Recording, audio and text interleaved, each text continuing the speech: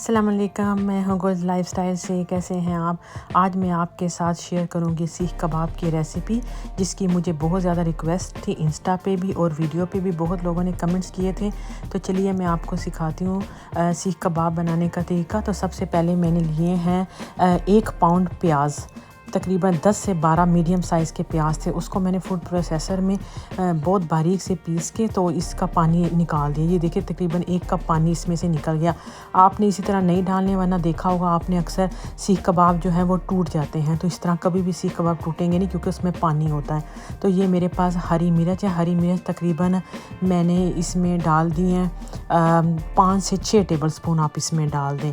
और तकरीबन ये मैंने इसमें डाली है 2.5 केजी मेरे पास था कीमा, 2.5 किलो मेरे पास कीमा था। इसमें हमने थोड़ी सी चर्बी भी डलवा ली थी मटन की, तो ताकि उससे सीख कबाब जो है ना वो बड़े अच्छे से बने। फिर इसमें हम लोगों ने ये डाल दिया था अदरक लहसुन का पेस्ट, तकरीबन 2 टेबल स्पून मैंने इसमें डाल दिया है। और साथ ही इसमें मैंने डाल दिया था 2 टेबल स्पून ज़ीरा, उसका मैंने पाउडर बना लिया। और 2 टेबल जो स्पून जो था इसमें सूखा धनिया डाल दिया। दोनों का अच्छा सा पाउडर बना लिया। फ्रेश मैंने पीसा है दोनों पाउडर ना।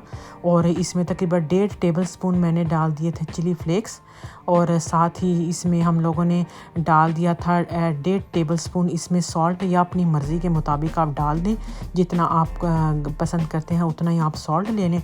तो 1 टेबल स्पून में से मैंने इसमें गरम मसाला डाल दिया। और 1 टेबल स्पून इसमें मैंने सुर्ख लाल मिर्च डाली है।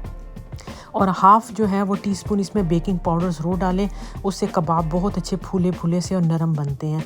और साथ ही इसमें तकरीबन 3 टेबल स्पून आप डाल दें बटर नहीं डालना, ना डालें, सिर्फ घी डाल दें। घी मेरे पास देसी घी था, या आप दूसरा बासमती घी भी डाल सकते हैं। तो उसके बाद मैंने इसको अच्छा सा मिक्स कर लिया।